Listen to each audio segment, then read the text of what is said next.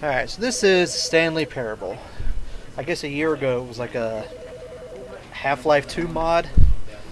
Uh, Seemed pretty cool, pretty simple, pretty straightforward. I did a play test earlier where, there's kind of a story to it. There's a narrator guy he's kind of funny. I did what he told me to do, went through it, it's pretty short. And I didn't do what he wanted me to do, and it went longer, and it got kind of funny because they got a little pissy with me. So, I want to wing it. I'm going to try something totally different. We'll see what happens.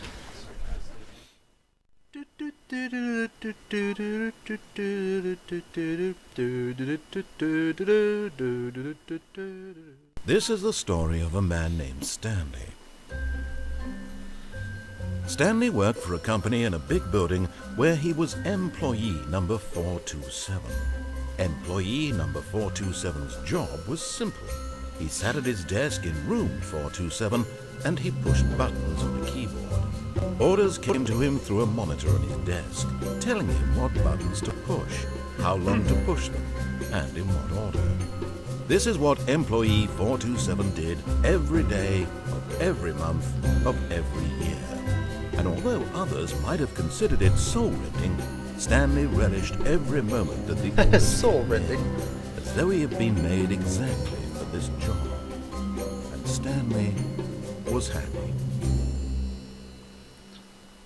And then one day, something very peculiar happened.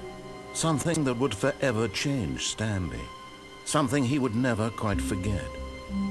He had been at his desk for nearly an hour when he realized that not one single order had arrived on the monitor for him to follow. No one had showed up to give him instructions, call a meeting, or even say hi. Never in all his years at the company had this happened, this complete isolation. Something was very clearly wrong.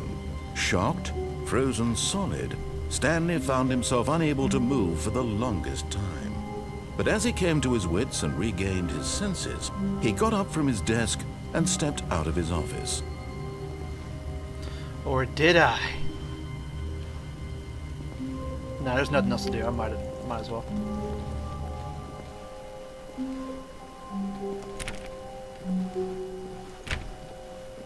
All of his co-workers were gone.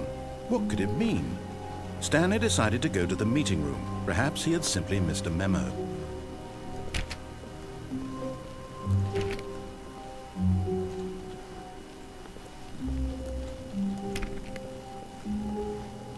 Anything else I can do?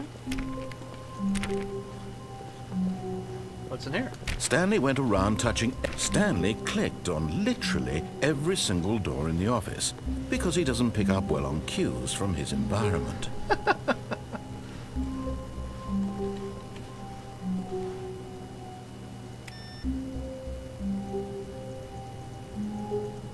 Huh.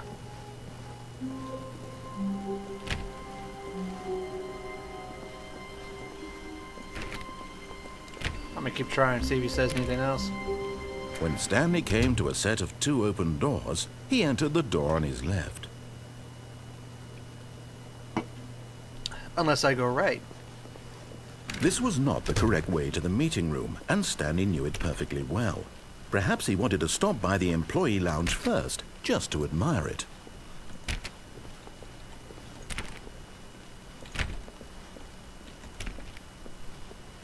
Ah, yes, truly a room worth admiring.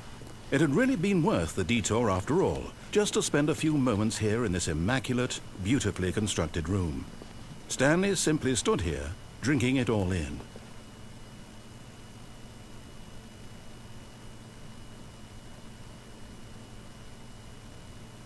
Yes, really, really worth it being here in the room.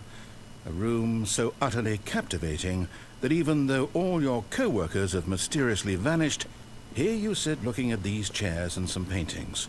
Really worth it. Alright, dickhead. But eager to get back to business, Stanley took the first open door on his left. Or do I? Stanley was so bad at following directions, it's incredible he wasn't fired years ago.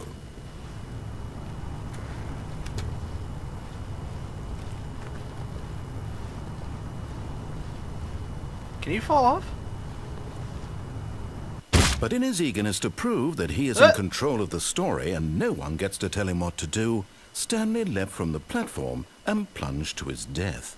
Good job, Stanley. Everyone thinks you are very powerful.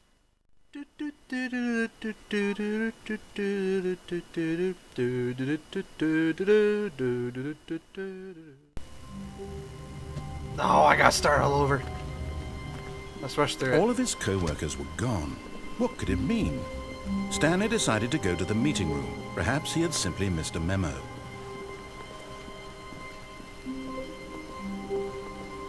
When Stanley came to a set of 2 open doors, this was not the correct way to the meeting room, and Stanley knew it perfectly well. Excuse me. Perhaps he wanted to stop by the employee lounge first, just to admire it. Wow. Yes, this room. Yeah. But eager to get back to business, Stanley took the first open door on his left. I'm gonna keep messing with him. We'll go this way. Stanley was so bad at following directions, it's incredible he wasn't fired years ago. Look, Stanley, I think perhaps we've gotten off on the wrong foot here. I'm not your enemy, really, I'm not. I realize that investing your trust in someone else can be difficult, but the fact is that the story has been about nothing but you all this time. There's someone you've been neglecting, Stanley. Someone you've forgotten about. What? Really? I was in the middle of something. Do you have zero consideration for others? Are you that convinced that I want something bad to happen to you? Why, I don't know how to convince you of this, but I really do want to help you, to show you something beautiful. Look, let me prove it. Let me prove that I'm on your side. Give me a chance.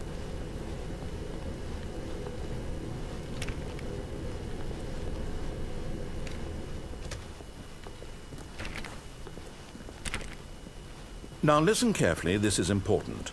Stanley walked through the red door. Aha, perhaps you misunderstood. Stanley walked through the red door.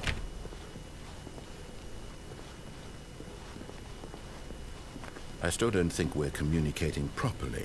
Stanley walked through the red door. Oh. Now let's keep it up.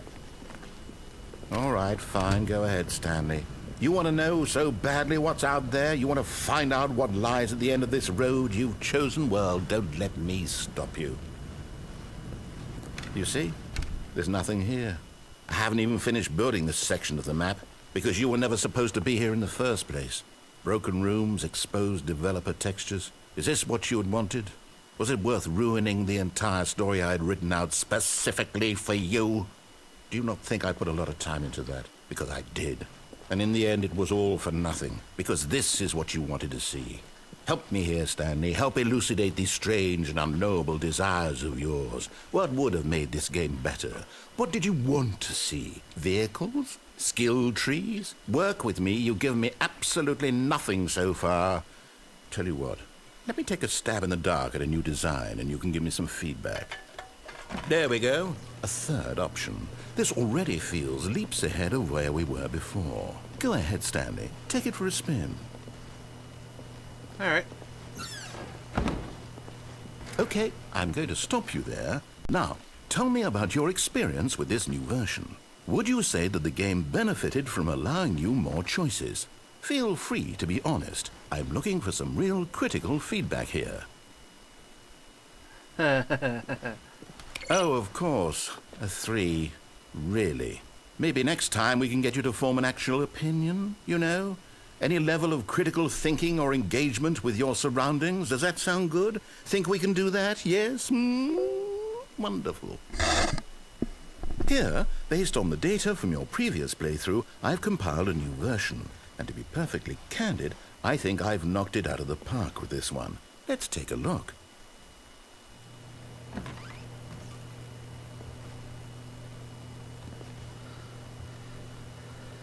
Oh, it's a worldwide leaderboard. Is this real?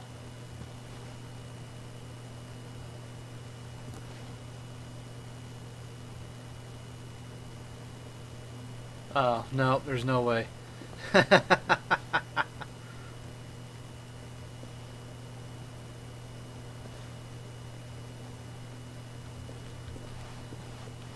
Let's do this one again.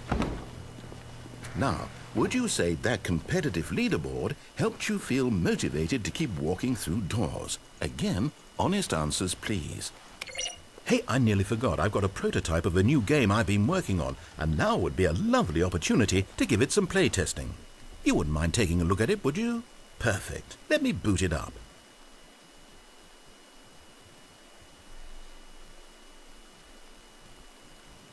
In this game, the baby crawls left towards danger. You click the button to move him back to the right, and if he reaches the fire, you fail. It's a very meaningful game, all about the desperation and tedium of endlessly confronting the demands of family life. I think the art world will really take notice.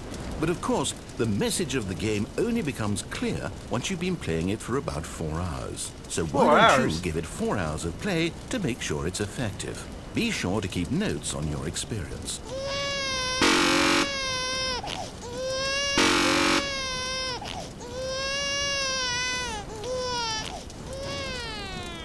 You heartless bastard. Did you do it because you hate babies or purely to spite me? Spite you. Because if it's the latter, well, I don't know what to do. I'm completely out of ideas. I can't think of a single thing that might improve the experience for me. I'm not even going to try. I'm out. I'm done. It's over. Thank you for playing. Your input was extremely valuable. Oh, hey, since my game was so awful, why don't we play someone else's game, just to ease the pain? Let's see. What do we have here? Yes, this seems like it'll work. Let's give it a shot.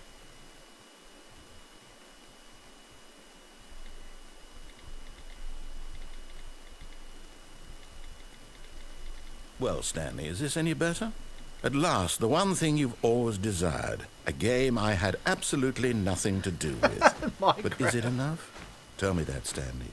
Will it ever be enough? Well, I'll say this. I'm done making things for you.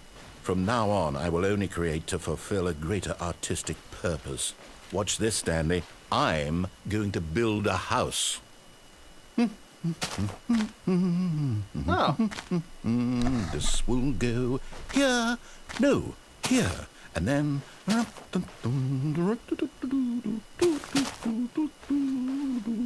Let's see, what does it need? Yes, of course. And just to finish it all off, yes, it's complete.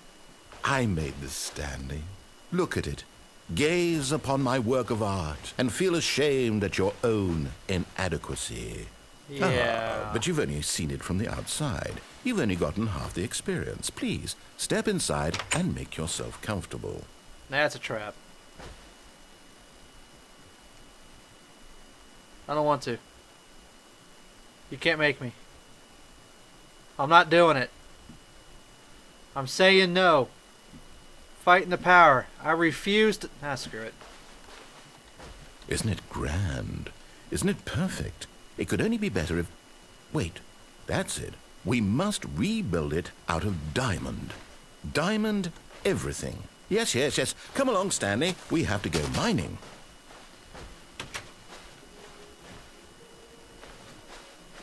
I can't jump or anything. So I can't come back. Oh my, it looks like it's going to get a bit dark. Have you brought a light?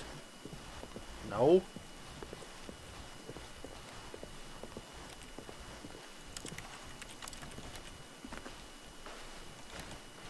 Oh, no. This is far more open-ended than I had in mind. I'm looking for something more narrow and linear.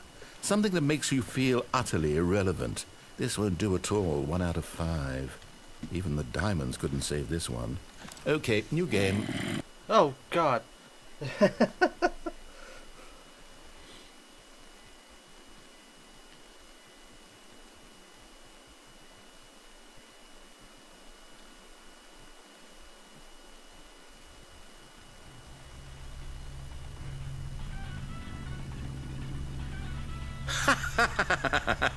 Yes! I don't even know what this game is, but I love it. Put me in Portal. You, trapped in a glass box with no way out, listening to me talk. Oh, it's inspired. I couldn't have done it any better myself.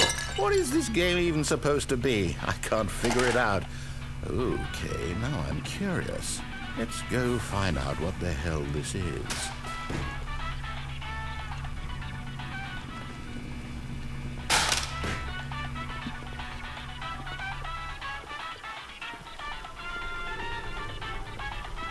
Oh, it's a puzzle.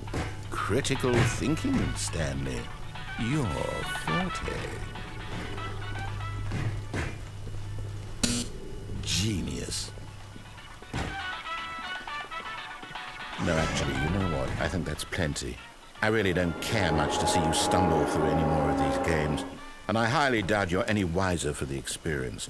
Which is why, rather than continue to waste my time, I'm just going to leave you here. You can pretend you've beaten the game if it makes it any richer for you, but as for me, I've had enough. So, why don't you get cozy in this room, and if you have any grand revolutionary ideas for the perfect video game, you can just sit there and let it ball up inside you for all eternity. I don't need your advice. I don't need your ratings. And I certainly don't need the validation of a man whose job is to push buttons.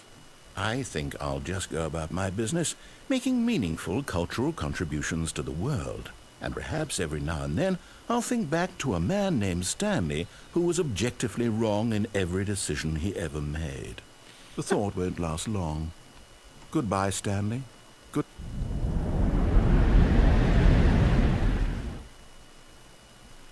I'm alive.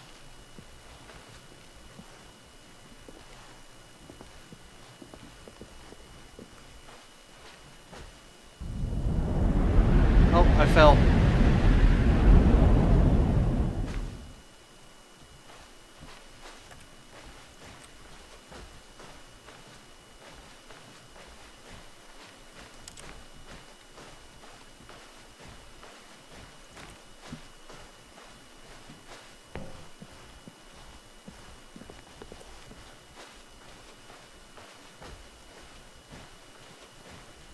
All leads to this door.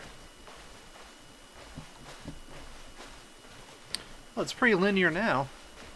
I don't have any more choices.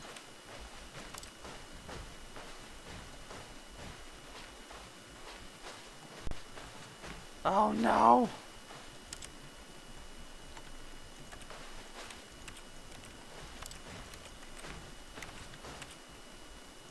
How do I get in there?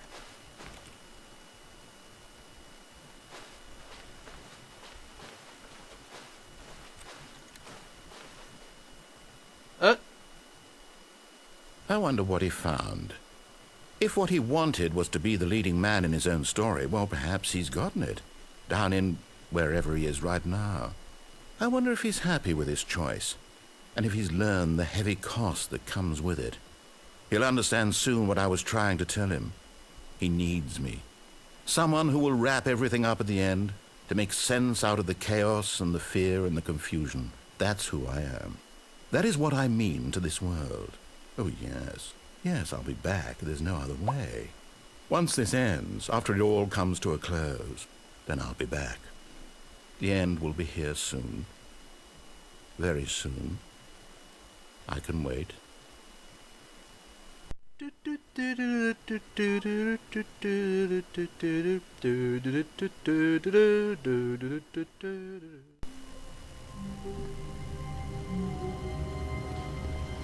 Alright.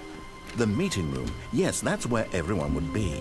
Stanley just needed to get to the meeting room, and from then on, he would never be alone ever again.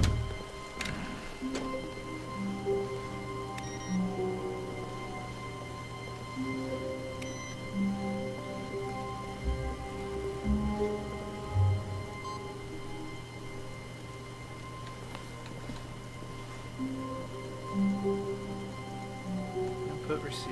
I don't know.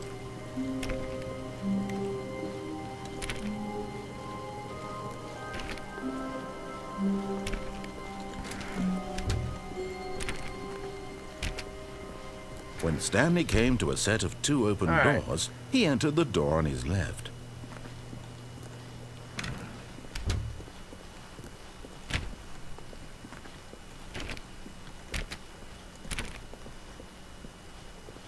Yet there was not a single person here either. feeling a wave of disbelief, Stanley decided to go up to his boss's office, hoping he might find an answer there.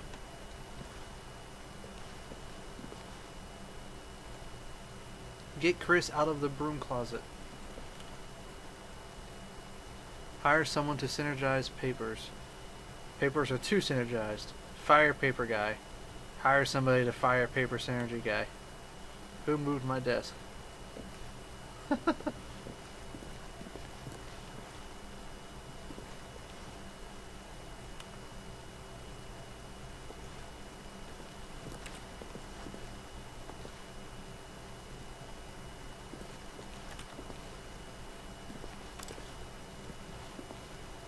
Where's the slide? Where's the... Oh, it's up there. Alright, moving on. Broom closet. Stanley stepped into the broom closet, but there was nothing here, so he turned around and got back on track. Alright.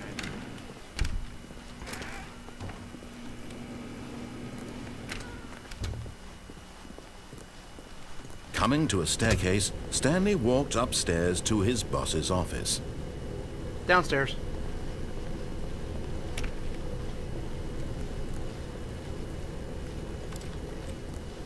But Stanley just couldn't do it.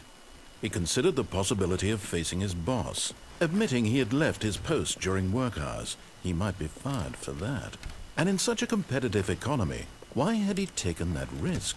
All because he believed everyone had vanished. His boss would think he was crazy. And then something occurred to Stanley. Maybe, he thought to himself, maybe I am crazy. All of my co-workers blinking mysteriously out of existence in a single moment for no reason at all. None of it made any logical sense.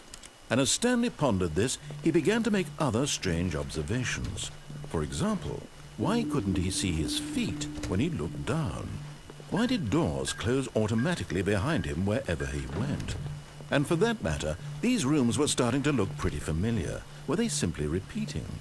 No, Stanley said to himself, this is all too strange. This can't be real. And at last, he came to the conclusion that had been on the tip of his tongue. He just hadn't found the words for it. "I'm dreaming!" he yelled. "This is all a dream."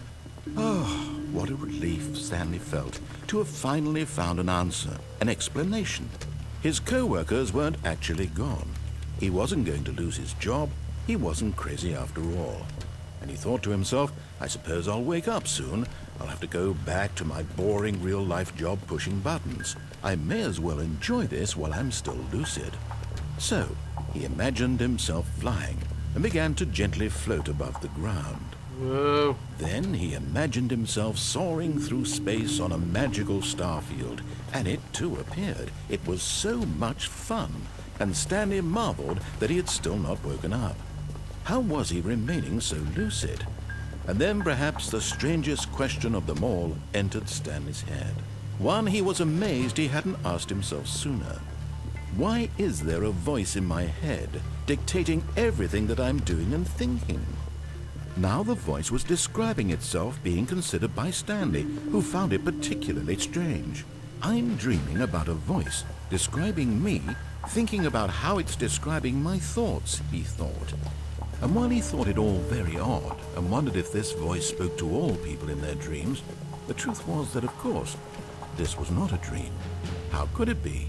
Was Stanley simply deceiving himself, believing that if he's asleep, he doesn't have to take responsibility for himself? Stanley is as awake right now as he's ever been in his life. Now, hearing the voice speak these words was quite a shock to Stanley. After all, he knew for certain, beyond a doubt, that this was in fact a dream. Did the voice not see him float and make the magical stars just a moment ago? How else would the voice explain all that? This voice was a part of himself too. Surely, if he could just... He would prove it. He would prove that he was in control, that this was a dream. So he closed his eyes gently, and he invited himself to wake up. He felt the cool weight of the blanket on his skin, the press of the mattress on his back, the fresh air of a world outside this one. Let me wake up, he thought to himself. I'm through with this dream. I wish it to be over. Let me go back to my job. Let me continue pushing the buttons. Please, it's all I want. I want my apartment, and my wife, and my job. All I want is my life exactly the way it's always been. My life is normal. I am normal. Everything will be fine. I am okay.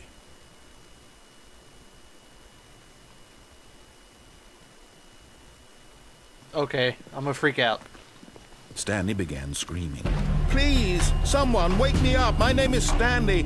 I have a boss. I have an office. I am real. Please, just someone tell me I am real. I must be real. I must be. Can anyone hear my voice? Who am I? Who am I? And everything went black.